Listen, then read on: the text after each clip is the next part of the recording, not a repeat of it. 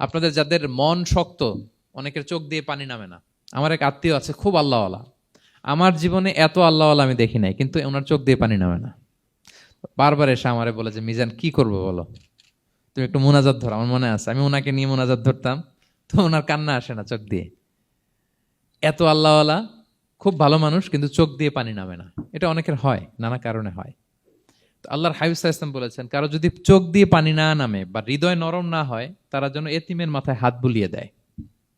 এক সাহাবী এসে বলেন, ইয়া রাসূলুল্লাহ, আমার হৃদয়টা বড় শক্ত, হৃদয় নরম হয় না। রাসূল সাল্লাল্লাহু আলাইহি ওয়াসাল্লাম বললেন, তাই? আতুহিব্বু আন ইয়ালিনা কলবুক, তুমি কি চাও তোমার হৃদয় নরম হোক, ওয়া তুদরাকা হাজাতুক, এবং তোমার আশা পূরণ হোক? তিনি বললেন, হ্যাঁ। তখন রাসূল সাল্লাল্লাহু আলাইহি ওয়াসাল্লাম বললেন, ইরহামিল ইয়াতীম, এতিমের উপর রহম করো। ওয়ামসা আলা রাসি, এতিমের মাথায় হাত বুলিয়ে দাও।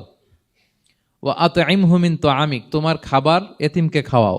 তালিনু কলবুক, তোমার অন্তর নরম হবে। তুদরাকা হাজাতুক, তোমার ইচ্ছা পূরণ হবে। তাহলে হৃদয় যদি শক্ত থাকে, কার মাথায় হাত বুলাবেন? বুলাইছেন কখনো? খুঁজে খুঁজে হাত বুলাবেন।